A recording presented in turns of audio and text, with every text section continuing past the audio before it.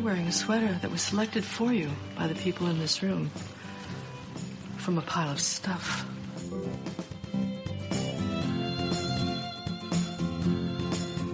Give me a full ballerina skirt and a hint of saloon, and I'm on board. I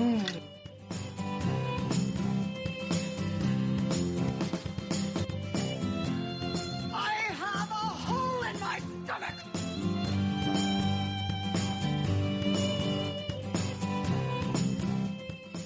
I can't go back. Welcome to the She Became Visible podcast. I'm your host, Renee Steelman. This podcast is my story. It's your story. It's our story.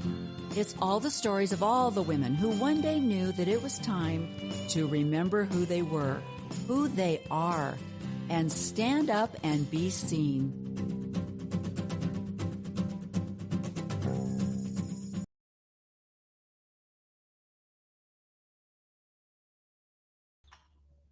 Hello. Welcome to She Became Visible. Happy Daylight Savings Time. I feel badly for all of you who have to live through the horror of Daylight Savings Time. But let me explain. Even though I live in Arizona and we don't practice Daylight Savings Time here, I still have to calculate because everybody else in the world is doing Daylight Savings Time. So now it's like, am I on Pacific Coast time? Am I on Mountain time? How do you know? I'm still losing that weird hour where I have to connect with people and find out what time it is. The only thing I don't have to do is change my clocks. Okay, so that is one thing. And I have to say, years and years ago, I had a clock wall in my home. So it was covered with all of these fabulous clocks that I had collected.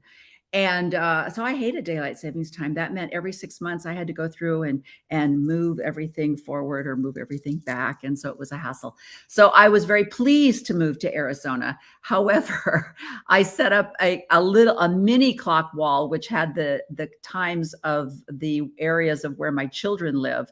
I still had to change it. So it doesn't really, until this nation gets together, this is not going to be easy. Anyway, regardless, that has nothing to do with becoming visible. I have today on my guest two amazing women. And let me tell you how I found them. I love the process of finding good books to read, finding podcasts to listen to. It's just a matter of listening to one podcast and they'll mention a book that they have reviewed. And I'm like, oh, that sounds amazing. And then I get that book and then they'll mention something in that book.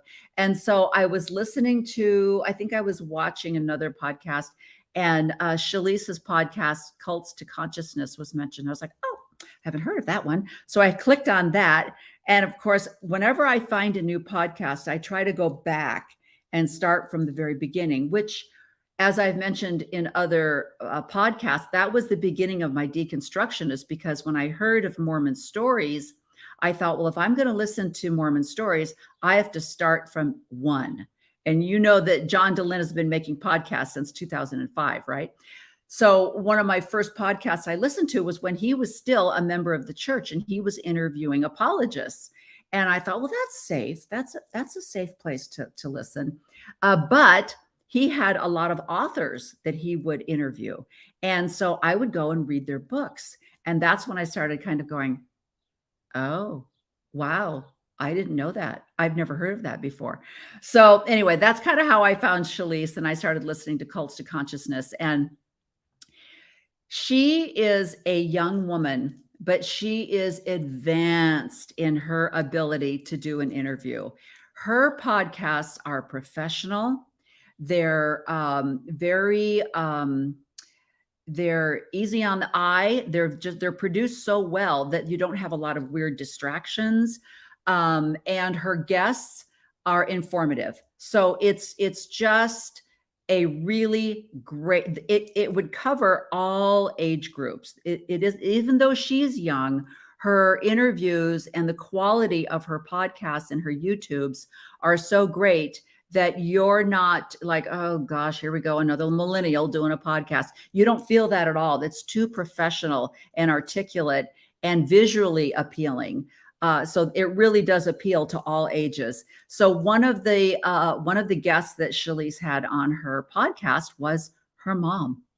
And I have two daughters of my own, which I am pleased to say they're fabulous. And we Marco every day and I speak to them. But I really was really warmed by the relationship that Shelise and her mom have. And so I asked them if they would be willing to be guests on my podcast, because if I would give you an example of women who have stood up, remembered who they were and what their purpose is on their own, and said, I am now going to do me in this life. My new life is me doing me. These two women are the perfect example. So please let me bring on Shelise and her mom, Lisa. Hello. Hi, Renee. Thank you so much for that fabulous introduction. I was just grinning ear to ear, and it's just so nice to be recognized by a fellow creator. So I appreciate it. And another funny thing, I also had a clock wall growing up. Is that, did you, Lisa? Did you really do that? Oh my gosh. Okay. We must have been inspired by something that was really cool in the 90s. I don't know. Right. I don't know, Lisa. You'll have to tell me. But I loved it. It was really fun. And I kind of missed it when we moved to Arizona. I honestly thought, oh, we don't have daylight savings time. I'm going to do another clock wall. Well, I don't have a lot of walls in this house. As the open concept became popular in homes where there weren't these little boxes that we used to live in the old days, you had your living room and then you had your dining room and then you had your kitchen. And now this open concept is great, except I don't have any walls. So it's like, oh, I don't have any place to put this clock wall. Anyway, so Shelise, introduce yourself a little bit. Tell everybody. I love that you've shared kind of how you started your podcast but tell my audience a little bit about how you got started. I'm so impressed. This woman is not only an actress living in LA, she's also a seamstress. And Lisa, is that her Mormon upbringing? Is that where she is? That no, okay. You didn't get it from me, not at all. Okay. Did grandma? No. Okay. See, No. It's possible. It's possible. I remember one time I had someone say to me, if you're going to take responsibility for the great achievements of your children, you also have to take responsibility for their failures. And I was like, oh, I love that. So no, don't call me school. I didn't have anything to do with that crazy person's behavior. So yeah. So anyway, go back, Shelise. So talk a little bit about how this whole thing Genesis. Yeah, and I'll save my Mormon story for when we really get into the weeds, but the basics of it are, I had something really traumatic happen to me about 2018. I went to Peru to do some healing at an ayahuasca retreat and kind of started to find myself. I had already been involved in spirituality and mysticism, I guess you could say. My mom introduced me to some of that in 2008, but this is when it really became online, I guess you could say. And Mother Ayahuasca had some plans for me, and one of those was to write a book about my life. And so when I started doing research and writing a book proposal, I realized I need to get involved in some podcasts. I need to see what's already out there in the ex-Mormon space. And I came across a podcast called Mormons on Mushrooms. They didn't even have an episode yet, but I saw their Instagram and I was like, I am an ex-Mormon and I do enjoy mushrooms. So I reached out to them.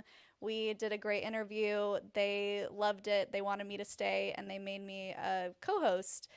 Well, we did that for about 2 years. They wanted to go a different direction, and I decided that I didn't want to just stop podcasting. And so the genesis of Cults to Consciousness began when I realized, you know what, I really enjoy interviewing people and getting to the bottom of these culty things and kind of warning people about culty tendencies so they can be more informed in their life.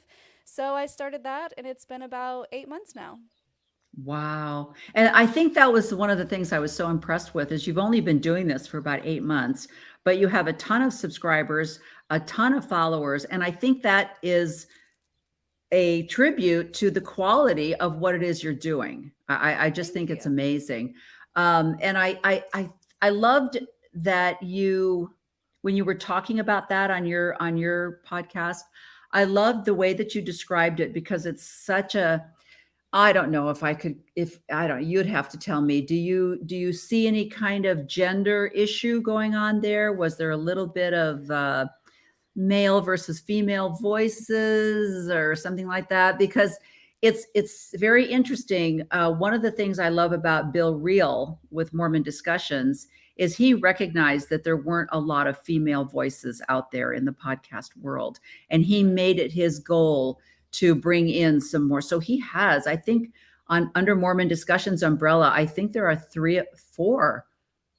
I think there's, okay, wait, let's see, Brittany and that's, I think there's 3 or 4 podcasts under his umbrella that are all women led, and which I think is unusual. Now, the secret is women need to listen to other women. And so that's something that we have to be mindful of, our topics and who we have and how we handle things, blah, all that kind of stuff. But anyway, I love that you were very honest with how it progressed and how it happened. And thank heavens you did it, because it's amazing. Thank you. Yeah, it's one of those things where I hate to say, thanks for kicking me off, because it Yeah. was still a really crappy thing. But also, it led me to fly on my own, which ultimately has been a success. So here we are. Right. And one of the things that you do is you interview anybody and everybody that has something in your demographic. Cultiverse. Yeah, the cultiverse. That's a great way of putting it. And I strictly interview women because I am interested in hearing women's voices and getting women's perspectives. Especially, I started out by thinking that I was not going to be ex-Mormon centric. I didn't really want to just make it into an ex-Mormon bash, but I've discovered that's where I'm at right now. I mean, and Lisa, I don't know, you'll have to tell me, but that's who I am right now. And so that's 90% of what I listen to. It's what I talk about. It's where I'm at in my life. Maybe 10 years from now, I'll be someplace else, but right now that's who I am. And so I thought, why am I trying to put on this? Oh no, I can be all things to all people. It's like, no, I can't. I'm one of these crazy people that you could talk about, hey, did you see that fabulous movie? And I'm like, well, have you seen the biography of, and they're like, what does that have to do with what we were talking about? So that just, that's kind of where my focus is right now. So Lisa, where are you in your, and when your daughter Shelise started her podcast and she's like, Mom, you need to come on my podcast, where you're like, don't bring me into this, or what was your reaction?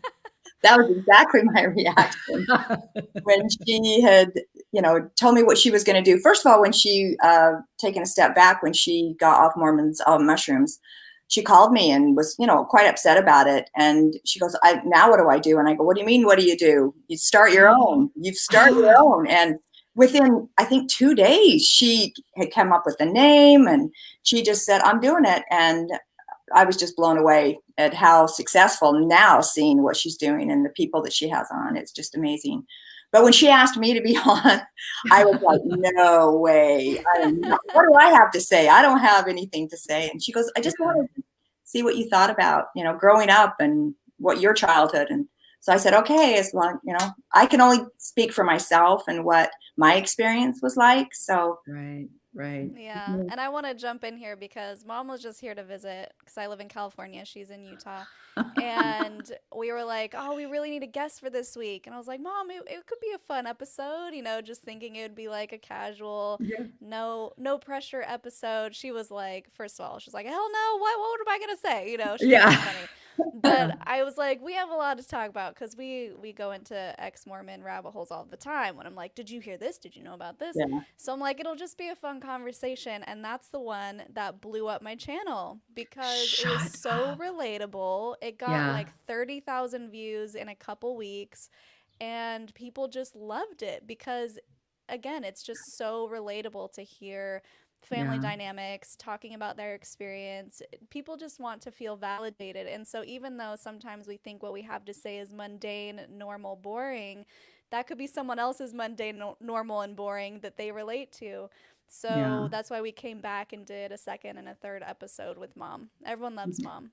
Absolutely. And I think, I'm learning this because And again, Lisa, you'll agree that we learn so much from our children, especially because we live in an enlightened era Right. where they're able to hear and learn and discuss things that we didn't have or were not able to discuss, And so we are probably learning more from our children than any generation below us ever did. They always turn to us. They'll say, "Oh, with age comes wisdom." I'm like, not anymore. Not anymore. Now we have internet. They don't, And so the fact that you were, and that, thank you, Shelise, because that leads us right into the everyday normal person on the street that is making a difference in someone's life. And you might not be doing climate change. Might not be freeing, refugees from any area. You might think, oh, I'm just a person living in a small town, USA. I'm not making a difference, but just your interview hit somebody exactly that just said, oh my gosh, that's me. I relate to this person. And that's what podcasting is all about, right? Yeah. Most definitely. Yeah. So let's do that then. Let's get into this because Lisa, one of the things I also want to bring out is you have 2 generations here, but there's actually 3 generations of strong matriarchal, I know who I am women in your family. So let's start out with you telling your story because I love the relationship that you had with your mom. Correct. Yeah. So yeah. So tell us about that. Well, it was kind of interesting, I guess, with the church part of it. I grew up in the church. My mom grew up in the church. It went back through all of her generations. And when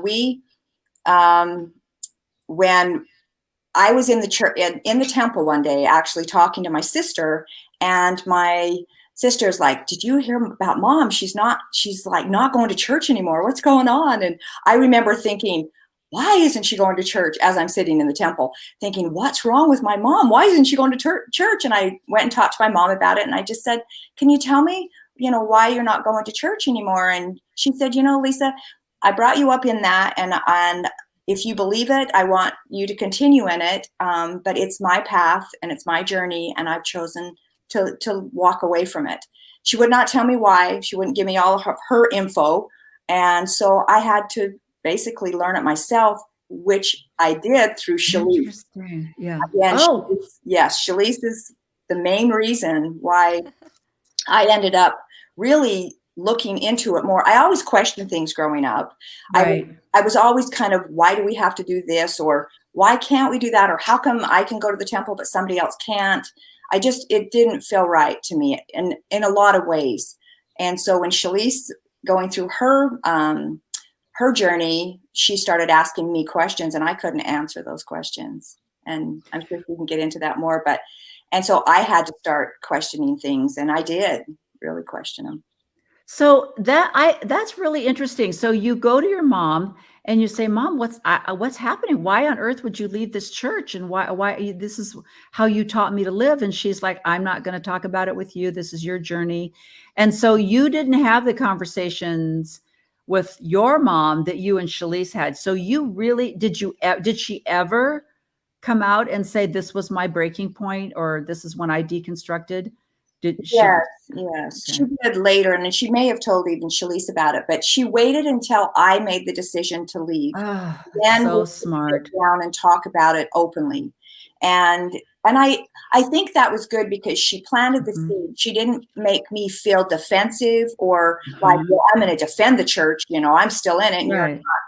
She just planted that seed to where I was thinking, I wonder why. What does she know that I don't know? And then Shelise, brought up more questions that I couldn't answer. And, the bishop couldn't answer them. And my stake president couldn't answer them. My home teacher couldn't answer. Yeah. And so that's when you kind of have to.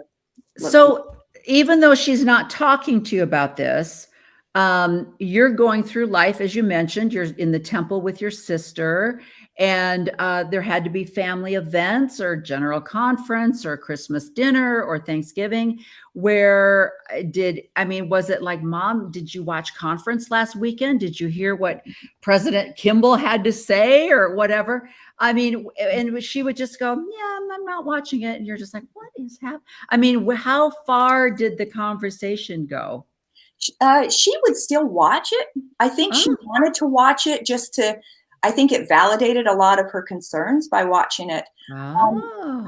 I I never really looked at her with like, oh, I can't believe you left, or I can't Oh, believe that. What's wrong with you? I kind of just accepted her. She was my mom, and I loved yeah. my mom. And Yeah. so to me, it didn't matter if she was still in the church. My sister is still very much in the church, and Ah, I'm not. We don't have a real close relationship, and I feel like it has a lot to do with the church. yeah. Um, and her daughters have left the church, and I think that makes it kind of difficult, I think, for her because I'm very close to her daughters. And Yeah. again, they left the church before I did, and then came to me, and then we all kind of went, "Wait, you've left? Wait, you've left?" And Yeah. it, Yeah. it's kind of interesting, how I think the church has a hold on people and the way you see things. But with my mom and I didn't judge my mom for leaving, So siblings, just you and your sister? and my brother, he's still in the church too. Okay. So was she, and then father was still in the church, Yes, or? my father was too. Okay. So did she continue the physically in, mentally out? Was she playing that game, I'm sorry, that might sound offensive to some people, but is that where she decided would be the safest place for her to reside, is in this, I will physically attend Ida things, but mentally I can't do this anymore? Yeah, I think she supported my sister, like for baptisms or, blessings. She would go and do that, knowing she didn't believe it. And they all kind of Yeah. knew she doesn't believe it. But she still did. She would still support Yeah. that. And Yeah. yeah. Yeah. And you know what? That and until even I don't know, my grandchildren are not marriage age yet. So I haven't had to experience that. But I know at one point my husband said something about, well, what are you going to do, when temple marriages come up and you're not there? And I honestly remember going, I'm going to be decorating the reception hall while you guys are in there, and I'll be back Yeah. on the grass for pictures. That ceremony doesn't mean anything to me, so I'm okay not being there. But and I'm excited if my grandsons want to go on missions. I'm excited for that. I go down to their baptisms. I'm excited for that because there's a lot of ritual that I think is good for kids, and I think it's a great way to grow up, this community and rituals and things like that. So there's other parts of it that fortunately my children are enlightened and nuanced enough to where they're handling the other stuff that, for me was like a make or break. So I feel like I can understand where your mother was too. It's like, my kids want to do this. Great. I'll support you 100%. But that's amazing. Okay. So now is your father and mother, are they still alive? No, my mom had remarried. So my Okay. father he's passed away, but my mom is still alive, and she's just by herself now because my stepdad had passed away also. But she watches Shelise and all her podcasts, and That's so she's really cool. supportive Hi, hi, hi, Nana. Just wanted to say hi to Nana. Grams. of Yeah, that. yeah. Yeah, she's very supportive of her, and I so love it's that. good. Yeah. I love that. So you had a great relationship. Shalise, Grams is an important part of your life. And how did your coming out, what like you were saying, Lisa, she actually probably got more open with Shalise than she even did with you. So talk about that a little bit. There's Well, something about It there's something about was. grandkids. Yeah. Yeah, so I was living in Vegas when I started to deconstruct. I was in college about 1920. And I would say when I went to my grandma with everything that I had found, she was ready to talk about it because I was already on the journey of being out. So Yeah. that's probably when we really connected the most in my adult years, and just talking for hours about all the inconsistencies. There are many to talk about. So that's probably when we got a lot closer. And you were just mentioning the temple. I wanted to interject that when my mom and dad called me, because they were in Portland at the time, it's still like it's one of my favorite stories, because usually it's the other way around. But they called me and they're both on the phone, and they're like, Shelise, we just want to tell you something. We haven't been going to church, and we just wanted to let you know that we're going to support you no matter what you decide. And if you want to get married in the temple, we'll do whatever it takes to be there and support you. And then I was like, oh, yeah, I left. And they're like, oh, good. So it was like a really funny moment, because normally it's the kid that has to come out to the parents and be like, Mom, sorry I left. And What did we do wrong?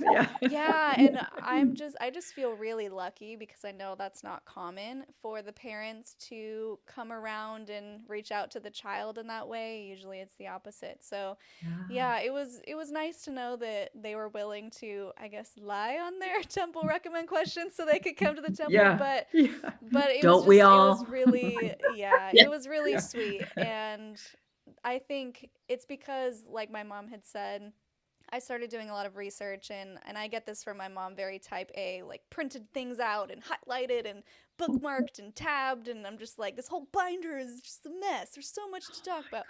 And because I actually took that binder to my bishop, or my bishop's counselor, because the bishop I didn't like very much. A story for another time.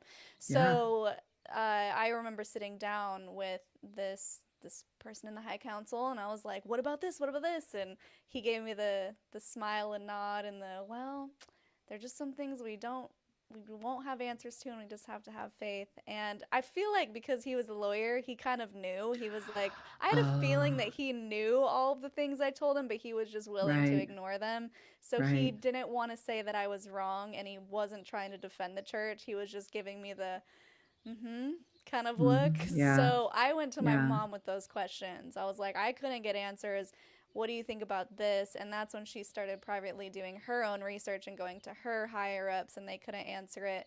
So there was that buffer of time, probably about 6 months, 8 months, where once I figured all that stuff out, I was like, oh yeah, I'm not doing this anymore. And then took her a little bit, and then that's when they called me, and I was like, oh yeah, we're good, don't worry.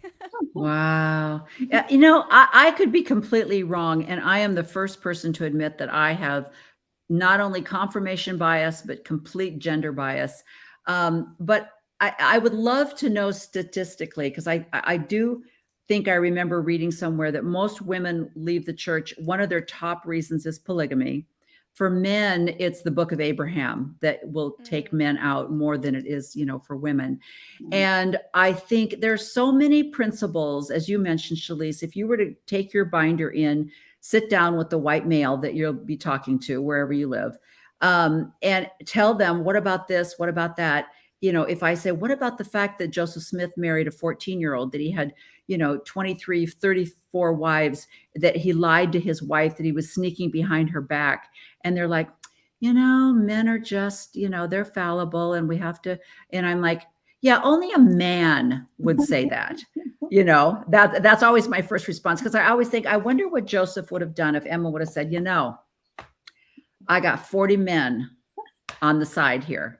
I just thought I'd let you know that I received, Gabriel appeared and told me that I needed to, really take in these poor men who have, and I'm sure there would be another story behind that, right? Yeah. We see it in the Bible, obviously. It's still today. We have birth control that's all concerned about women and has nothing to do with ejaculation or men. So, it's always been that side of the fence. And so every single principle that you bring up is like, yeah, but that works for you.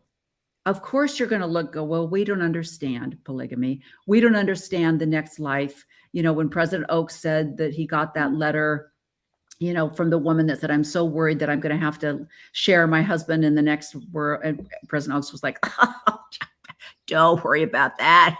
We don't have all the answers. But let me tell you what we do have the answers to. They always seem to be a little bit more on the side of the white male.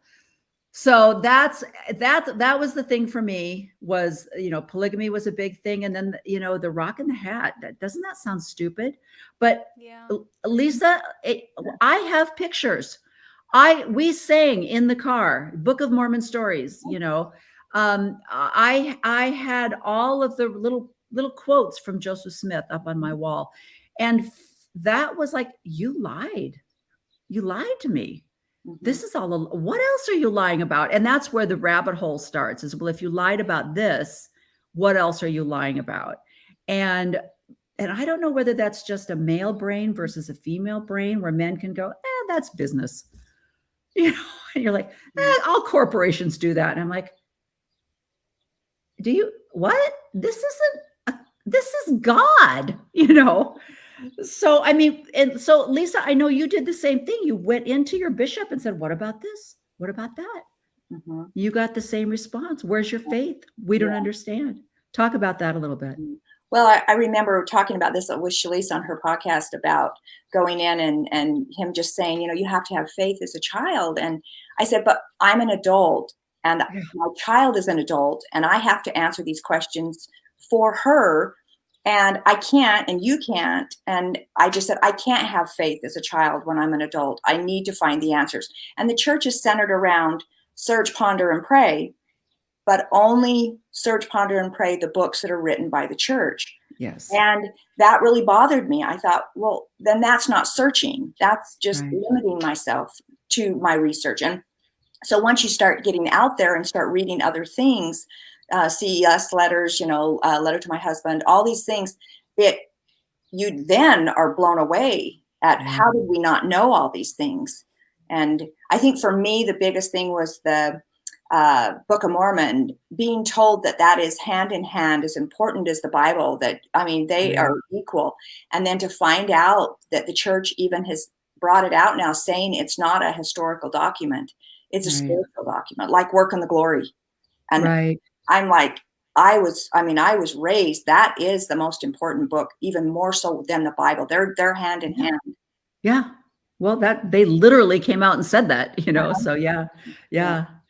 So Lisa, how old were you when you were like, what? Because Shelise, when you read that letter that your mom wrote you, when you got your patriarchal blessing, it was, and I think back on the narratives, the verbs, everything that comes out of our mouth is just rehearsed indoctrination that we repeat. But it wasn't that your heart wasn't there. Right. You loved the thought of what this proposed for your daughter's life. Right. And put it in the perspective of the culture that you were living in, because it was everything. It's like, this is fabulous. Yeah. And Shelise, talk about, like, explain a little bit, if there is anybody out there listening to this podcast, that what a patriarchal blessing is. And I love, let me show you. I love the fact that we've been told to, not depend on,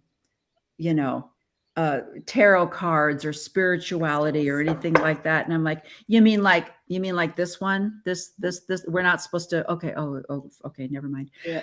So talk a little bit about how, we're not supposed to, worry about our crystals or anything like that. Hello. But we're supposed to go have an old man lay their hands on our head, tell us that we're from the tribe of whatever. And I love that you were what this meant to you, and then how you felt afterwards, and where what path that set. Talk a little bit about that. The patriarchal blessing. So looking at it now, I'm like, oh, it's basically someone channeling God. Like, they're literally saying that these are words coming from God's mouth into the patriarch, and he's speaking directly to you. I mean, you have to fast beforehand. You get it when you're like 14, 15, so very moldable years of your life. And it's so interesting when you really look at it and you go, oh, they're just being a medium for God.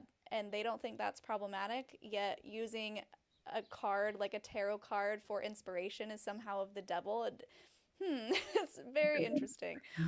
So I got mine when I was 15, and we read it on my podcast episode, but it was very inflated. It was very, you're amazing, or you're great, or you're gonna do this, all these awesome things, and you're gonna have kids, and you're gonna raise them in the covenant, and you're very special. And I mean, I felt special, but who's not gonna feel special when they think God is Yeah. telling them that they're amazing? Yes. And so, yeah, we left that meeting, and my mom was in tears, and I'm in tears, and I'm just like, wow, I really am special, which who knows if that played into my superiority complex. No, I'm just kidding. I am heading to LA. And then I wanted to become a movie star. No, I wanted that way before. Yeah. But I mean, it definitely helped with that, right? Like, even God thinks I should be a movie star. Yeah. Well, I think when it came down to it, I did just tuck it away and kind of forget about it. I wasn't one of those people that frequently referred back and tried to see if things were coming true or not. Even though I was still very devout in the church, I think I just tucked it in one of those bins with childhood things, and that's how we came across it when we were going through them at my mom's house recently. But the letter that my mom wrote to me, that's when I was a senior. I think we figured out it was like my 16th birthday, 17th birthday. And we were very in it. I mean, that's when we moved to Portland for my senior year of high school. And that's when we really had to double down on the doctrine, because either you're a Mormon who's a shining example of what Mormonism should look like, or you're a Jack Mormon and you don't follow any of the rules and people just know that about you. And we were determined to be the missionaries. We were determined to spread the word of the Lord. And that's when things started coming into focus for me, because when I was trying to be a missionary, my Christian friends were telling me that what I was talking about was blasphemous and that I'm going to go to hell if I believed a certain way, and telling me that Joseph Smith used a rock and a hat. And I'm just like, girl, you don't know. Like, I'm a Mormon. I would know these things. But I didn't know that we were being lied to. And that was really the seed planted for me, so that when I went to Vegas and was going through all the crap that I was going through with my bishop, I was like, let me look into this. So, yeah, the patriarchal blessing, it's something that I think people really latch on to, and for good reason. Yeah. We just said it's supposed to be from God. But it can be really harmful when they say things like you're going to have children and raise children in the church, and what if you're infertile? And it's really hard for women who think that if this was from God and I was supposed to have children and now I can't have children, that must mean that I'm not worthy. That must mean that I did something wrong. Right. And it's just so damaging. So I'm not for the patriarchal blessing. I think it does way more harm than good, unfortunately. Yeah. I think that's really a good point too, is the fact that I've heard other people talk about how Anthony Miller, for example, his patriarchal blessing was just a script for how he was going to live his life. And he treasured it and lived his life according to how it said it should be laid out. And then, now here he is, a 56, 57-year-old man who is getting close to retirement. It said in his patriarchal blessing that he would serve on many, many missions, and he's left the church. So that's not going to happen. So that was upsetting. Then you hear the other thing where people they get their patriarchal blessing, and it basically said, hey, you're alive in the name of Jesus Christ. Amen. And people are like, that's it? I mean, nothing. I'm not a leader. I'm not going to be a great missionary. I'm not, I have nothing. And it's just blah, blah, blah, blah, blah. And they're so disappointed. And then, like you said, Shelise, it's like, how do you think you come out of that thinking God doesn't even think I'm worth anything? Because it doesn't say anything about, What about you, Lisa? How old were you when you got your patriarchal blessing? That's kind of interesting, because normally you get them when you're young. And I don't know why I never did, because we were in the church. I did not get my blessing until I was in my 30s. Oh my gosh. After Shelise was born, I got it. And the thing that was interesting about mine, it couldn't tell me about that I'm going to grow up, get married in the temple, have children. Well, I already had them. I had all my. So he's sitting there at the typewriter going, no, she already did that. And no, she already did that. What should I say, this lady? So it was kind of mine. Really, I was really disappointed in mine. Because I felt like everybody else was getting all these things. You're going to grow up a daughter of God and you'll have all these blessings. And I'm thinking, well, I have blessings right now. And so I wanted to see, well, what's my future going to be like? And there was nothing. It was just, you need to continue to live the church and don't stray. And it was a warning, basically, Oh, to me, which is kind of interesting. Now all of a sudden I've left and I'm like, whoa, yeah. warning me. But I just wasn't as impressed as I was with Shelise's, That's, I'll have to go back and look at my husband's because he didn't get his until he got home from his mission. Oh, wow. And so it'd be interesting to see what his said. But you know what I think is funny? I heard a comedian the other day on TV, and they were talking about some of the anti-Semitic things going on in Hollywood. And he said, I'm a Jew. And he said, and our version of diversity is we have one person from every tribe on our board, or something like that. And I thought that was so funny as to put in that whole, but we're all, because in my case, both my husband and I are, of course, from the tribe of Ephraim. I have a daughter that's from the tribe of Manasseh, and my youngest son was from the tribe of Judah. And I thought that was hilarious because my youngest son was severely disabled.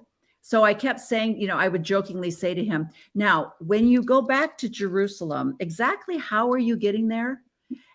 Just kind of joking like that. And it's so funny because I thought, well, did that patriarch really cue into my husband's Italian heritage? And that's why I have one daughter that's from the tribe of Manasseh. Like that's her Italian DNA coming out, or, and then my daughter, her first husband was half Korean, and he's from the tribe of, I can't remember right now, but it's a very typical tribe if you would associate with the Asian continents. And so I'm kind of like, are you guys like, did he think he was from the tribe of Judah because he's severely disabled and he thought you're so close to Christ, you're so perfect, that he put that together?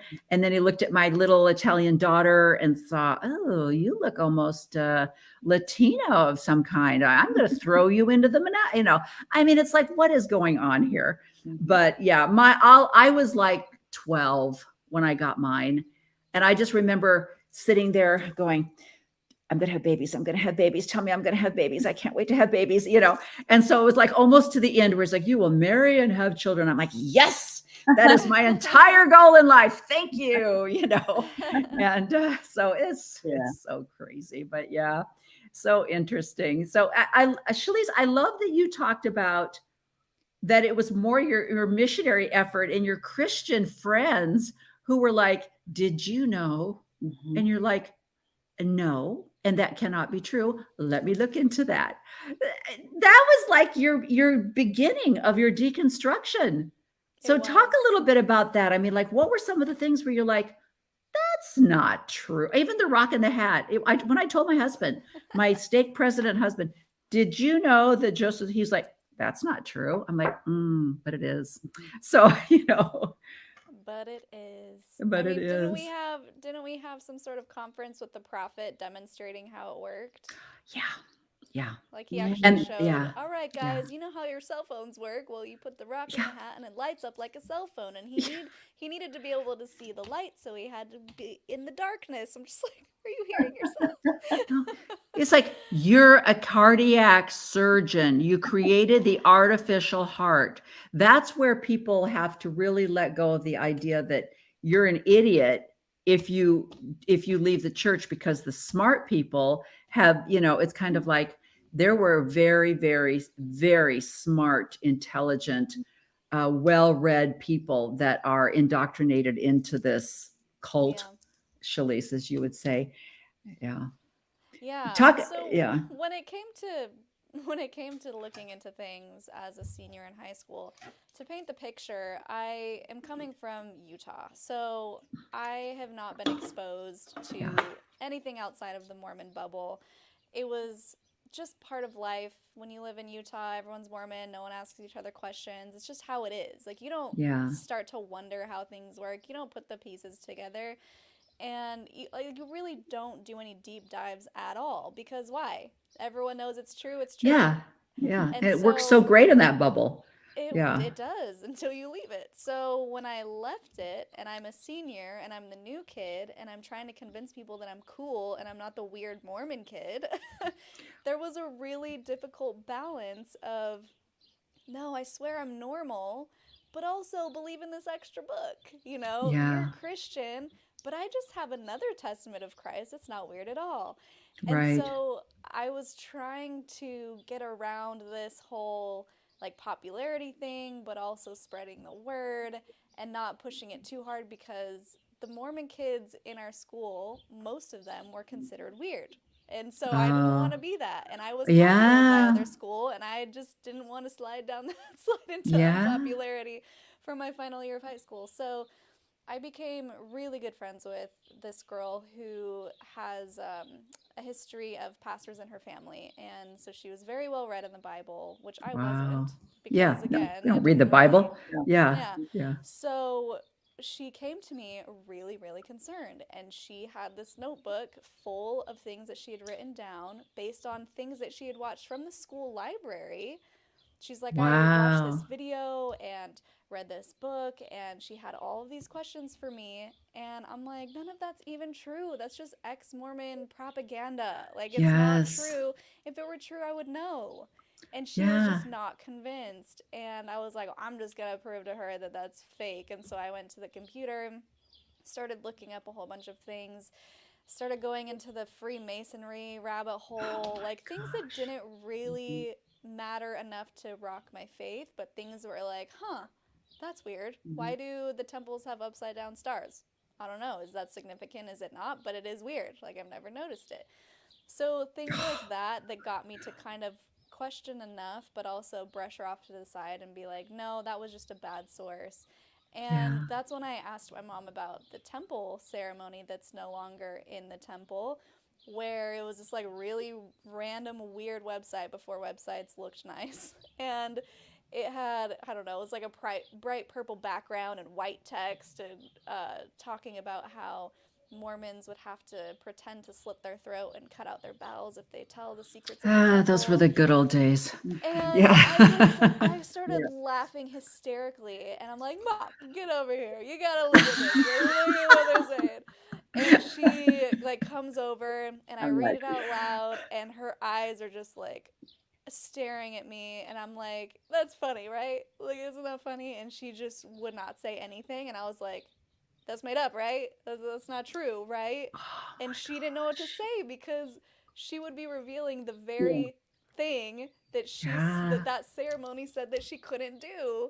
And so Yeah. she's looking at her daughter going, do I lie to her face? Or do I tell Ah, her the truth? Like, what?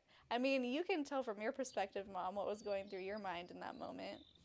Well, I agree with you. It was hard because I kept thinking, I can't talk about this outside of the church or, you out of the temple. And you can't talk about it in the temple because you got to be quiet. So everything's going through your mind of who do I ask or how do I tell her? Yeah, this is what they did. They did it more in my mom's time than when I started going, they changed it. So you didn't actually do that motion. You did other motions. But with my mom, that was in her time. That was, what year did you go through, Lisa? oh gosh, I went through in 1991.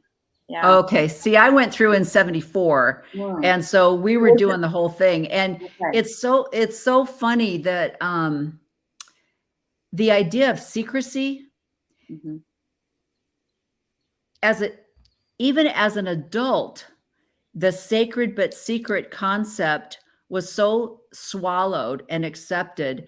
And now, at looking back, I think, what other area of your life in humanity is secrecy accepted? Mhm. Like, does somebody say, look, if your husband has 34 wives behind your back and it's a secret, it's okay? Or if your children are, sneaking out of the house and borrowing your car, but you don't find out about it, it's okay. There's never a time when secrecy is acceptable, really. I mean, it really never plays out. And yet we drank that. And I didn't even know, like, I just had someone. So I got the slitting of the throat. I got the bowel emboweling symbol. but I didn't understand like the cupped hand. And I was just at a Thrive concert, and I'm listening. And they're like, "Oh, no, that was to hold your heart. You're holding your heart that you've just ripped out." And I was like, What? "Oh, that makes sense. Hmm. Yeah, okay. Well, I can see that, but you're so a part of the secret society, and you're in the club. You're sitting at the cheerleader table if you have a temple recommend, that you kind of accept that. Oh, look, I'm worthy to come here, and I'm getting all these Yeah. secrets that other people do, and it makes you feel elite and special, and so it's scary. It really is scary when you start thinking how easily you can be indoctrinated into a thought process Yeah. and a way of Well, life. like you're saying, people just they want to feel included. It's part of our Yeah, biology to need to feel right, accepted into the club. And especially when you're making all of these sacrifices to be in the club, and you're right, giving your money, your time, your energy, you're giving away a huge part of yourself to be in this club. So when you finally get there and you get all of these secrets, you're not going to throw it away because of right. everything that you've just sacrificed to be there, and you want to belong and you want to be able to go on those temple trips. And for me, it was go do baptisms for the dead, because if I didn't go, Yes. that meant I wasn't worthy and my friends would look at me differently if I didn't Yeah. go. Such a So social you thing. just Yeah. you want to be included, so it's really not surprising at all what people will go along with when you tell them that they're special, when you tell them that they're Right. included, that they're part of the club. Well, Yeah. and Go ahead. I always thought of it as having the golden ticket. By Yeah. having that golden ticket, and I could go in the temple, that gave me this feeling of belonging and that I was so special. It's fire insurance. I felt at that time, I had no fear of dying at that time, because I thought, well, if I die, I'm going to the celestial because I've got the golden ticket. I'm doing everything I'm supposed to be doing. And Yeah. I remember during times when I wasn't doing what I should be doing, as the church says, I was scared to death to die, scared to death. Wow. Yeah, but That's having that ticket, interesting. I was ready. I could go at any time. Well, and I'm still struggling with the idea of a shame-based um, teaching, the shame that goes along not being in a calling, not being able to teach young women's if you don't have a temple recommend, not being able to take the sacrament if have something going on that you've discussed with the bishop. And so that's a lot of motivation. There's a lot of shame that involves, oh, I'm going to stay temple worthy because if somebody said, why doesn't, how come it's Ward Temple night? How come Lisa and her husband aren't going? Oh, well, they don't have a temple recommend. Yeah. Oh, what's that all about? So there's that whole shame thing. And yet I also understand the need for rules. And I understand the reason that there has to be consequences. I mean, we have red lights, we have stop signs, we have rules, and there are consequences. So I understand that, but there's something about your value that's tied into those rules. I mean, if you run a stoplight and get a ticket, people go, "Oh, I was distracted. I didn't even see the stoplight. I made a mistake. I'm so sorry." Everybody's like, "We've all done that." But you don't have a temple recommend. Oh, well then, there's a different value that's put on that kind of shame. And I remember, and I don't know if any of you are watching Rebecca Biblioteca, but she often talks about, she doesn't know if she ever really like deconstructed, even though she's left her church.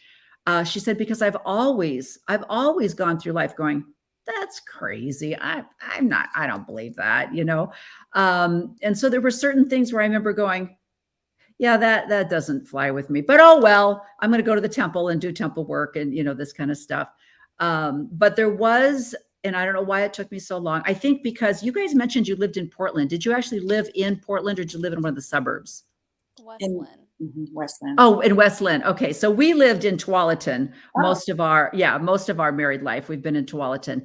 And so you guys remember there was no temple close to us. When they finally built the Seattle temple, that was the closest temple. And so people didn't go. You went maybe once or twice a year. And because you had to get babysitters and you're gone all day. And then they built the Portland temple. But growing up, I mean, I grew up in Illinois, where you went to Utah, you know, so the temple was like this mecca that you went to once a year, you know, and it wasn't like a weekly thing. So I think that's why it didn't occur to me till we actually had the Portland temple and you could go every week. And I started going more often when I actually started hearing what they were saying in there. And I woke up and I remember saying to my husband, excuse me, when you go into the washing and anointings, do you bow your head and promise to obey your wife and listen to everything she says? And he's like, no, why would I do that? I'm like, oh, I do. Yeah. I do. And so even before I had deconstructed, I was a temple worker. That was my solution. I'm like, I don't like this. This is bugging me. So I'm going to go become a temple worker. That way I don't have to sit in the ceremony. I can just piddle around the temple and help people adjust their robes. And so I tried that for a few years. And then we went one last time and I came out and I said, I'm never going back. I said, this is garbage. I'm not bowing my head to obey you. And I'm not going to be you're not the mediator between me and God. This isn't happening. Yeah. And that was before I ever thought of leaving the church. I just wasn't going to go back to the temple. So there was little things like that the exposure, you have to have the exposure. And Shelise, I am so impressed that as a 17-year-old, you thought, I'm going to check into this. Because like you said, I grew up in the Pacific Northwest. I didn't live in the bubble.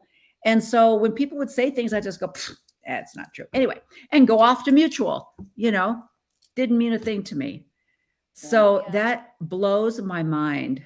Yeah. Well, it wasn't because the underlying reason for that was because I could not stand to be wrong. I was like, I love it. let Okay. me tell you all the reasons that you're wrong. And that's why I wanted to do the research, because I just didn't like being patronized by this girl who claimed to know everything about my religion. And she love was my that, best though. friend. And so I was Yeah. like, no, I need to set the record straight. She can't be believing all this crazy anti-Mormon stuff. I need to tell her what's what. And that's, I mean, I don't even know if I really sat her down and had another discussion, because I didn't find anything that disproved what she was talking about. I think I just let it go, and then she eventually stopped talking to me, probably because her parents said, don't hang out with this Mormon chick because she's going to fill your brain with a bunch of weird stuff. So that was, honestly, that was like the end of that relationship, which was really sad, because I really thought I had made a friend for life. And then you find out that beliefs really do get in the way of good relationships. So true. That's so true. And Lisa, did you find that? I mean, I think if I remember right, were you in the Relief Society presidency? Were you a Relief Society president? Young women. Oh, Young Women's. Yeah. Okay. So yeah. Isn't that funny? And that just says, I think they probably did look at your nature though and go, this woman would do well with young women. Because the relationship you had with Shelise, I think you're very relatable. And I bet you had a lot of young women that felt very comfortable around you. Yeah. I think so. I mean, yeah, we had a lot of fun. And I remember one time, though, I had a really tough time in Young Women's when I had to teach the lesson. And you have to follow the manual. You have to follow that manual. And I said, well, I have a really fun project, and I want to talk about Christ and how the love that Christ had for people. And they go, no. You have to follow the manual. It's Joseph Smith time. And I go, but it's not going with what I want to teach. And it's the Church of Jesus Christ. So I want to talk about Christ. They flat out said, no, you will follow that manual. Yeah. And I had to, because it was in front of the other leaders were there too. So I couldn't do it just in a private class with my young girls. I had to do it in front of all the young women and the other leaders. So I had to follow that. And it was tough. Yeah. I kept trying to slip in the things about Christ, but they were like, follow that manual. Absolutely. So I think when she was up at 2:00 in the morning on the computer in Oregon, trying to prove her friend wrong, it was, and I thought she's going to do it too, because didn't you go, Shelise, you asked me if you could go to church with her. And I said, yes, to her church. And then I said, well, now invite her to ours, because ours is true. Oh, yeah. Yeah. And that's when he said, no, she couldn't. the first time I experienced church outside of Mormonism, and it was in this enormous like amphitheater. It was a mega church for sure. They had Yeah. bands and they had like all the projector screens, and I'm just like, this is a concert for Jesus. Like, what is going Yeah. on? So I you was loved so out it? of You thought place. it was great, or you felt No, that? I felt No. so You were Yeah. nervous. uncomfortable because Yeah. I was so used to be quiet and reverent and don't Yes. speak, and people are up like screaming and waving their hands, and I was just like, what is happening? Like, it was fine. It was like a Yeah. good message, but at the end of the day, I was like, yeah, these people don't know what they're talking about. Isn't that funny? I don't know. Lisa, have you gone to any, have you, after you deconstructed Mormonism, did you also have to deconstruct Christianity? Yeah, that was tough at first because you are thinking, well, if our church isn't true, then is God real? Is what's going on? And so I did go to some non-denominational churches, and I really enjoyed them. Okay. You were not there 3 hours. You were in Yeah. there for 45 minutes, and the music, they had a band, and I loved the music, and then you get a really nice message, and that was it. And so I really liked it. I enjoyed them. Yeah. Yeah. That was hard for me. And I think because even when we were Methodist, you went in, you were quiet, you were reverent. The children were off in the nursery. The adults were sitting in the pews. You had a guy at the front speaking. So, and you can see that basically Mormonism is a form of Methodism, and so that's what I'm used to. So to go, and I've tried going to a few other of these churches where the pastor's 35 with his baseball cap on and flannels, and I'm kind of like, I'm having a hard time with this, and my genre of music, I don't like country western music for the same reason I don't like Christian music. It's like you got to find 3 other words. It cannot be 3 words and that's all for the whole song. You got to have something besides the hook, and so I just can't find. There was one in Portland that we went to when we were visiting last time, and I thought, okay, you know what, I could do this, because they had their music, which, like country western music, to me it's like, we're done. This cannot go on forever, and they had that, but then they had a guy that came out and spoke, and he probably spoke for an hour, and it was well prepared. It was referenced. It was amazing. I thought I would come every week to listen to you talk about whatever it was he was talking about. I can't even remember at this point. But I thought, I could do this one, but I haven't found, and then I've kind of had to deconstruct my Christianity and Bible studies and the historical references to who wrote this and what this really means. And so now I'm kind of like, now I can't listen to anything, because that's not what David Bokovoy said, or Bart Ehrman. That's not what that means, so it kind of ruins it for everything. But anyway, so talk a little bit about, okay, so you've both acknowledged, so I love this. So I love how it's like, mom is creating like, that's interesting. Shelise is like, oh, I will prove you this wrong. And then she brings that to Lisa, and Lisa's like, tell me more about this. And then so now you've got 3 generations of women that have left. Shelise, you have found a community because you're in LA. And do you miss any have you replaced anything that you thought you would miss by leaving that community? Have you found another community? And then the same thing, Lisa, because it's harder, I think it's harder to make friends the older you get, because you don't have kids and you're not going to high school, football games. And so it's a little bit harder. So how have you replaced your community? So both of you take turns. Community. When I first moved out to LA, it was right when I had decided I'm not Mormon anymore. I actually did a study abroad in London, and that was the perfect way to get me out of the environment of Vegas, because there are lots of Mormons in Vegas, and there was a very active singles ward that I was a part of, and I decided I'm done with it, and then I went and did my study abroad for a few months. So when I came home, within 2 weeks I was in LA. And I remember when I first got here, because I didn't know anybody, I just moved out here. I moved in as a live-in dog walker because I couldn't afford an apartment, and I couldn't get a job without an address. Oh, Yeah. my mic is dropping down. I couldn't get a job without an address, and I couldn't get into an apartment without a job. So I became a live-in dog walker, and I remember thinking, I need a I need some friends. Well, the easiest way to make friends is to go to church. So I was like, let's try Yeah. it. So I went to the church out here and I could not stomach it. Once those goggles were off, that filter Yeah. was off, everything they were saying made my blood boil and I almost wanted to just stand up and scream, "Don't you guys hear yourselves?"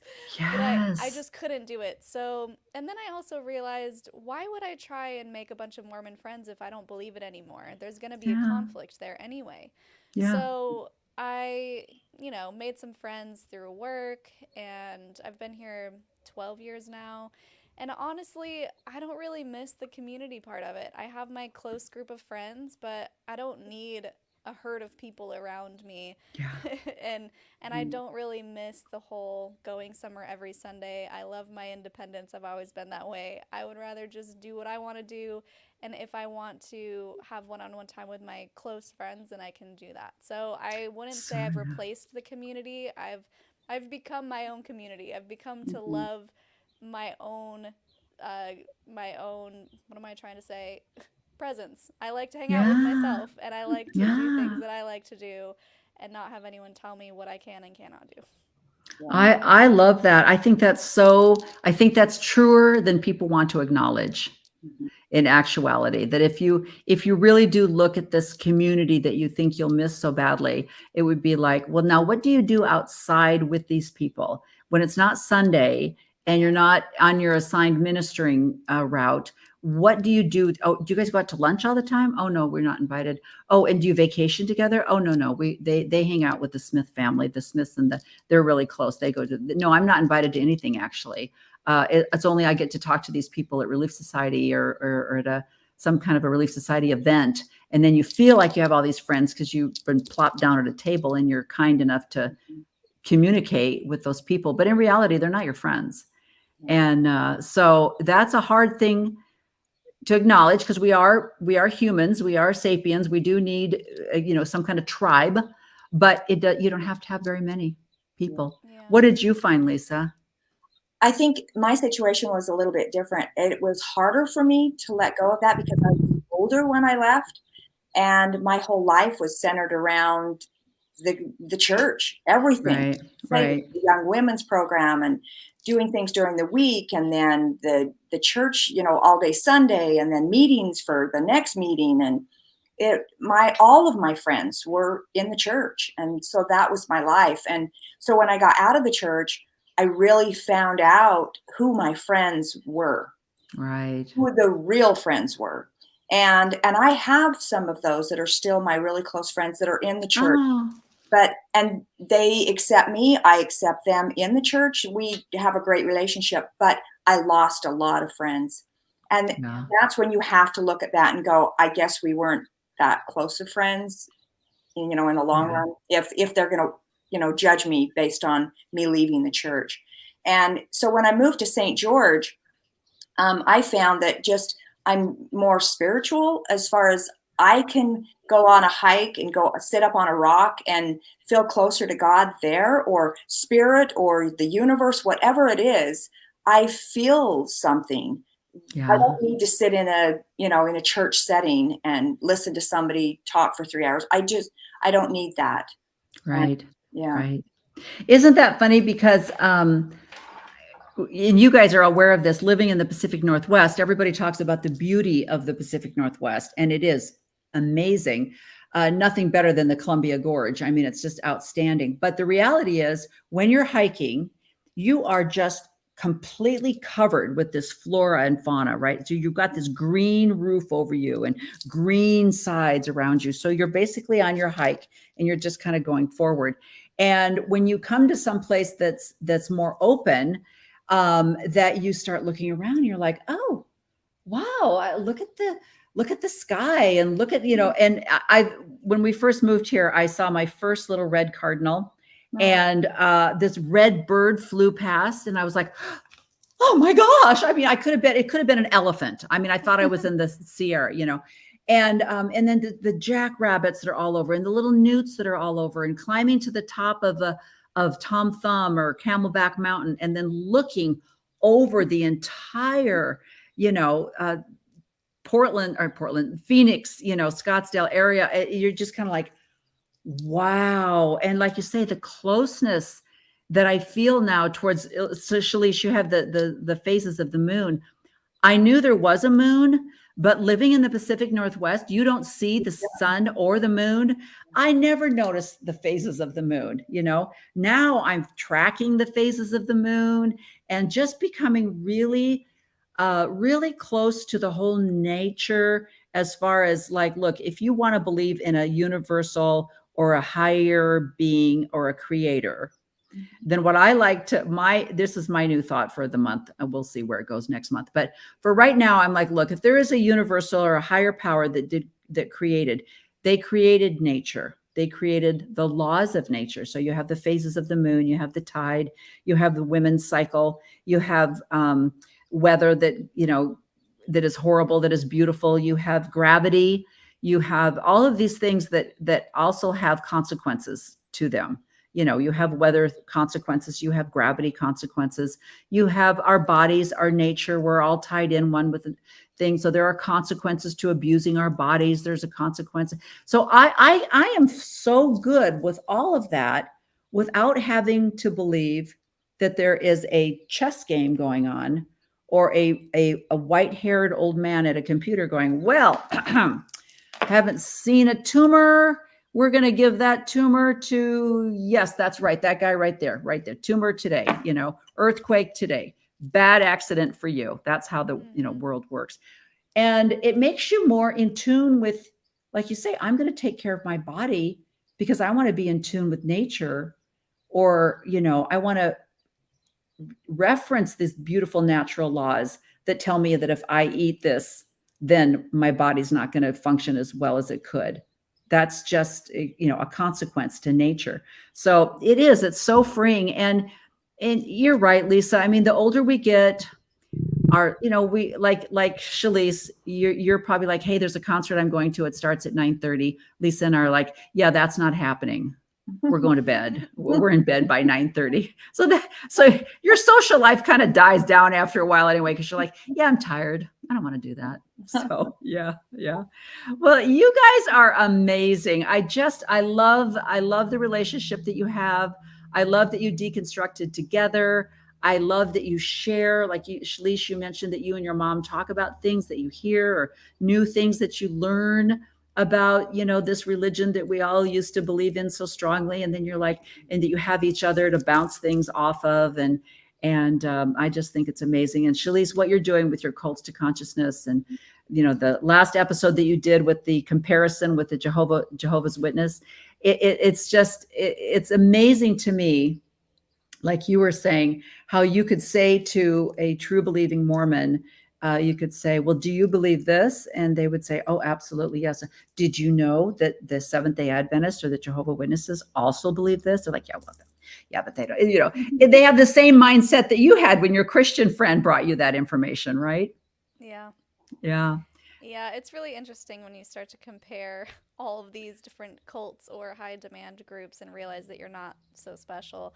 And that's the stuff that my mom and I talk about all the time, and I feel really lucky to have a relationship with her to be able to be so open about these things. And I think if I were to say, do I have a community, going back to that outside of community thing, it's with my mom. It's with the people who you can open up with. Exactly. You don't need to do little activities together like you did in church, but you do need connection. I think connection is the most important thing. So if you can find people who are in this space, who understand trauma responses, who understand religious CPTSD, all of these things, if you can have someone to speak to about your experiences, or even just watching things like this, I think is really helpful for people to deconstruct on their own journeys.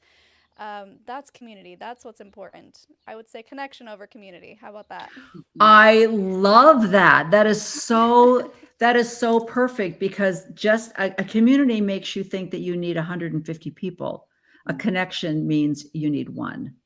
And I love that. That's a fabulous way to end this on. So as we're ending, Lisa, talk a little bit about your Instagram, what you do, your Etsy shop, and the beautiful things that you create. Oh, thank you very much. Actually, Shelise is the one that pushed me into doing it. I love how you push each other. I know, it's like we bounce off, ideas from each other, but it's Spirit of Ottertail. Ottertail, Sarah Ottertail was our ancestor, who's Cherokee. And so I make Native American wall art and dream catchers, talking sticks, walking sticks, crystal necklaces. I too am really into crystals. All of my dream catchers have those on them. And so that's kind of what I do. And I think that helps me feel centered, or helps me feel creative and feel connected to my ancestors by doing that. And again, Shelise is the one that encouraged me to get out there and do it. And it's so great. She does amazing work. I have actually, well, you can't really see it, but I have a 7-foot tall dream catcher behind me with every crystal of the chakra colors around the web. And she gets deer sheds that she finds out in Utah, or people find them and give them to her. And so she's in stores, and she also does custom orders. So if you need a present for someone and you want a custom made thing with certain colors or crystals, she can do that for you. So DM her at Spirit of Ottertail. Thank you. I love that. Did you know that part of your heritage while you were a member of the church? Did you feel a Lamanite connection? Oh, no. What? Real quick, can I jump in there? Yeah. I had absolutely no idea that Mormons believed that Native Americans were Lamanites. Literally, I had no idea. It was not even in my field of awareness. I learned it 3 years ago and called my mom and was like, "Did you know?" Seriously? But our heritage, our Cherokee heritage, was very present growing up. We always had Native American art in our home, and our home was decorated in that fashion. So I always felt really connected to that part of my heritage, but had no idea that it was supposed to be a bad thing, according to Oh my gosh. Now, is that on your mom's side or your dad's side, Lisa? It's on my dad's side. It was they were from Oklahoma and the Georgia area. And yeah, my grandmother was born on a reservation in Oklahoma. So no, that is so beautiful. It's one of those things where us boring Europeans, you get your DNA back and you're like, yeah, you're 100% Scottish, English, Irish, go away. And you're like, I know, I should learn how to do that river dance, but that's the closest I'm going to get. So you're always hoping you get your DNA back. You're like, just a little touch of something, like, yeah, no, you're Irish, just go away. So it's a beautiful heritage to have. And that was one of the other things that, as you're going down the rabbit hole, and then you start going into Christian history, then you start going into American history, and then you start, deconstructing everything you were ever taught. Yeah. And I really sunk in deep to the Native American indigenous history. And especially living here in Arizona, where, we're right here at a Navajo reservation. And I'm like, I cannot believe what these people have endured and the injustice that's been done and continues to be done. And I'm just like, I just can't. It's just amazing. So what a beautiful heritage. I love that you're embracing that, though. And you have the right to embrace that. That's the important thing. My brother, for a long time, really loves that culture. And he just embraced that culture so much. And he went to some kind of activity. He was living in California at the time. And he went to an activity, and a beautiful man came up to him and put his arm around his shoulders and said, "You know what? We appreciate you being here, but this isn't for you." And he recognized that. He goes, this isn't my heritage, and it's not for me to embrace, but he still loves it, and he loves the art and all of the things that go along with it. And so that's beautiful. So everyone go on her website, Ottertail, Spirit of Ottertail, correct? Spirit of Ottertail. Spirit of Ottertail. Look at her dream catchers are amazing. I'm trying not to, like, oh, dang it, I'm going to have to buy one of those. You're gonna have to buy one. I'm going to have to buy one of those. I have a beautiful art piece that I bought at one of the art things down here in Arizona. It's so much more tied into nature. I love it down here. And then Shelise, of course, tell us the cults to consciousness. Tell us how they find you and where, Yeah. what are we punching in? All the things. So on YouTube, it's at Cult to Consciousness, and same on Instagram, Cults to Consciousness, and Patreon/Cults to Consciousness. So all the things, pretty easy to find, and we do episodes weekly. At least that's our goal. We've been doing it. It's a lot of work, Yeah, but it's a yeah, lot of every work. week getting out episodes, trying to talk to lots of people from lots of different backgrounds to get multiple perspectives. So it's not just the ex-Mormon. I tend to Exactly. go to the ex-Mormon stuff because that's what I know, and those Yeah. are the people that tend to contact me. But we do try to get into other things. We have a Scientology episode coming up soon, so Oh my lots gosh. of fun Yeah. stuff.